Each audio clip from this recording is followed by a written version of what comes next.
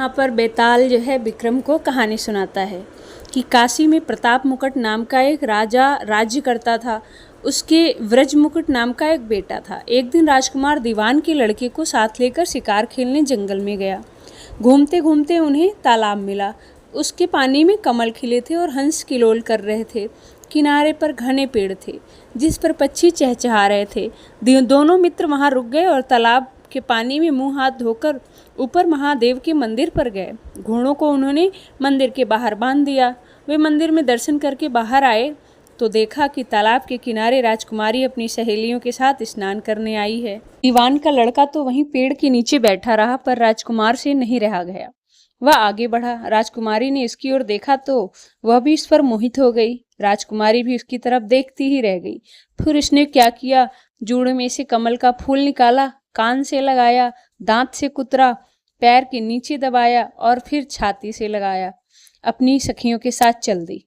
उसके जाने पर राजकुमार निराश हो अपने मित्र के पास आया और सब हाल सुनाकर बोला, मैं इस राजकुमारी के बिना नहीं रह सकता, पर मुझे ना तो उसका नाम मालूम है और ना ही ठिकाना, वह कैसे मिलेगी।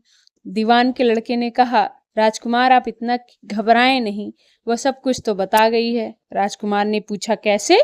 वह बोला, उसने कमल का फूल सिर से उतार कर कानों से लगाया तो उसने बताया कि मैं कर्नाटक की रहने वाली हूँ। दांत से कुतरा, उसका मतलब था मैं दंत बाट की बेटी हूँ। पाँव से दबाने का अर्थ है मेरा नाम पद्मावती है। और छाती से लगाकर बताया कि तुम मेरे दिल में बस गए हो।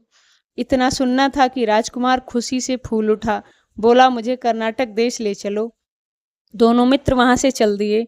घूमते फिरते सैर करते दोनों कई दिन बाद वहां पहुंचे। राजा के महल के पास गए तो एक बुढ़िया अपने द्वार पर बैठी चरखा कातती मिली। उसके पास जाकर दोनों घोड़े से उतरकर बोल पड़े, माई हम सौदागर हैं, हमारा सामान पीछे आ रहा है, हमें रहने की थोड़ी सी जगह दे दो। उनकी शक्ल सूरत देखकर और बात सुनकर बुढ़िया के मन में ममता उमड़ आई।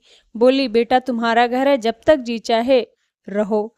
दोनों वहीं ठहर गए। दीवान के बेटे ने उससे पूछा, माई तुम क्या करती हो, तुम्हारे घर में कौन कौन है, तुम्हारी गुजर कैसे होती है? बुढ़िया ने जवाब दिया, बेटा मेरा एक बेटा है जो राजा की चाकरी में है। मैं राजा की बेटी पद्मावती की धाय हूँ। बूढ़ी हो जाने से अब मैं घर में रहती हूँ। राजा खाने पीने को दे देता है। दिन में एक बार राजकुमारी को देखने महल में जाती हूँ। राजकुमार ने बुढ़िया को कुछ धन दिया और कहा, माई तुम कल वहां जाओ तो राजकुमारी से कह देना कि जेठ सुदी पंचमी को तुम्हें तालाब पर जो राजकुमार मिला था वह आ गया है। अगले दिन बुढ़िया जब महल गई तो उसने राजकुमार का संदेशा दे दिया। सुनते ही राजकुमारी ने गुस्सा होकर हाथों में चंदन लगाकर उसके गाल पर तमाचा मारा और कहा, मेरे घर से निकल जा। बुढ़िया ने घर आकर सब हाल राजकुमार को कह सुनाया। राजकुमार हक्का बक्का रह गया। तब उसके मित्र ने कहा, राजकुमार आप घबराएं नहीं, उसकी बातों को समझे। उसने 10 उंगलियां सफेद चंदन में मारी। इसका मतलब था अभी 10 रोज चांदनी के हैं, उसके बीतने पर अंधेरी रात में मैं मिलूंगी। 10 दिन बाद बुढ़िया ने फिर राजकुमारी को खबर दी। इस बार उसने केसर के रंग में 3 उंगलियां डुबोकर उसके मुंह पर मारी और कहा, भाग जाए यहाँ से। बुढ़िया ने आकर सारी बात सुना दी। राजकुमार शोक से व्याकुल हो गया।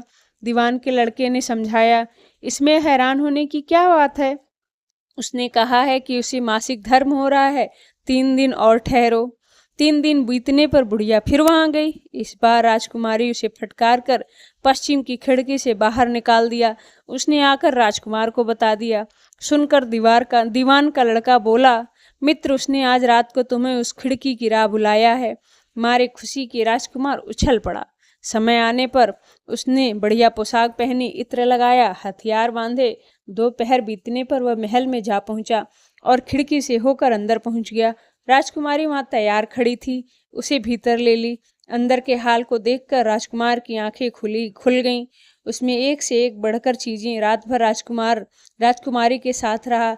जैसे ही दिन निकलने को आया, राजकुमारी ने राजकुमार को छुपा दिया और रात होने पर फिर बाहर निकाल दिया।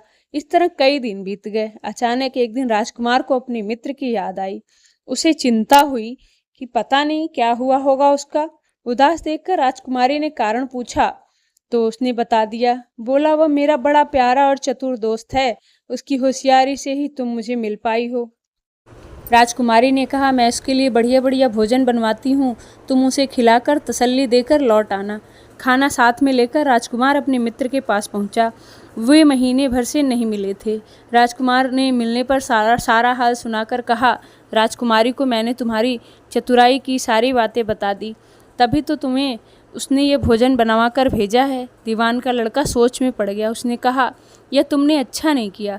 राजकुमारी समझ गई होगी कि जब तक मैं हूँ वह तुम्हें अपने बस में नहीं रख सकती, इसलिए उसने इस खाने में जहर मिलाकर भेजा है। यह कहकर दीवान के लड़के ने थाली में से एक लड्डू उठाकर कुत्ते के आगे डाल दिया। खाते ही कुत्ता मर गया। राजकुमार को बड़ा बुरा लगा। उसने कहा, ऐसी स्त्री से भगवान बचाए, अब मैं उसके पास नहीं जाऊंगा।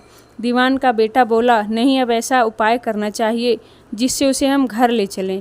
आज रात को तुम वहाँ जाओ, जब राजकुमारी सो जाए तो उसकी बाईं जांघ पर त्रिशूल का निशान बनाकर उसके गहने लेकर चले आना। राजकुमार ने ऐसा ही किया। उसके आने पर दीवान का बेटा उसे साथ ले योगी का भेष बना मरघट में जाकर बैठ गया और राजकुमार से कहा कि तुम ये गहने लेकर बाजार में बेच आओ। राजकुमार गहने लेकर शहर गया और महल के पास एक सुनार को उसने दिखाया। देखते ही सुनार ने उन्हें पहचान लिया और कोतवाल के पास ले गया। कोतवाल ने पूछा तो उसने कह दिया कि ये मेरे गुरु ने मुझे दिए हैं। गुरु को भी पकड़वा लिया गया। सब राजा के सामने पहुँचे। राजा ने पूछा, योगी महाराज, ये गहने आपको कहाँ से मिले? योगी बने दीवान के बेटे ने कहा, महाराज, मैं मशान में काली चौदस को डाकिनी मंत्र सिद्ध कर रहा था। डाकिनी आई, मैंने उसके गहने उतार लिए और उसकी बाईं जांघ पर त्रिशूल का निशान बना दिया। इतना सुनकर राजा महल में गया और उसने रानी से कहा कि पद्मावती की बाईं जांघ पर देखो, त्रिशूल का निशान तो नहीं है। रानी ने देखा तो था। राजा को बड़ा दुख हुआ। बाहर आकर वह योगी को एक ओर ले जाकर बोला, महाराज, धर्मशास्त्र में खोटी स्त्रियों के लिए क्या दंड है? योगी ने जवाब दिया, राजन, ब्राह्मण, गऊ, स्त्री, लड़का और अपने आश्रय में रहने वाले में से कोई खोटा काम हो जाए तो उसे देश निकाला दे देना चाहिए।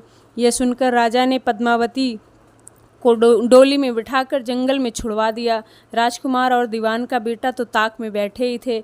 उसने राजकुमारी को अकेले पाकर साथ ले अपने नगर में लौट आए और आनंद से रहने लगे। इतनी बात सुनाकर बैताल बोला, राजन, अब बताओ कि पाप किसने किया? राजा ने कहा, पाप तो राजा ने किया है। पाप तो राजा को लगा। दीवान के बेटे ने अपने स्वामी का काम किया, कोतवाल ने राजा का कहना माना और राजकुमार ने अपना मनोरथ सिद्ध किया। राजा ने पाप किया जो बिना विचारे उसे देश निकाला दे दिया। राजा का इतना कहना था कि बेताल फिर उसी पेड़ पर जा लटका। राजा वापस गया और बेताल को लेकर चल दिया। बेताल बोला, राजन सुनो, एक कहानी और सुनाता हूँ। अगली कहानी नेक्स्ट वीडियो में सुने।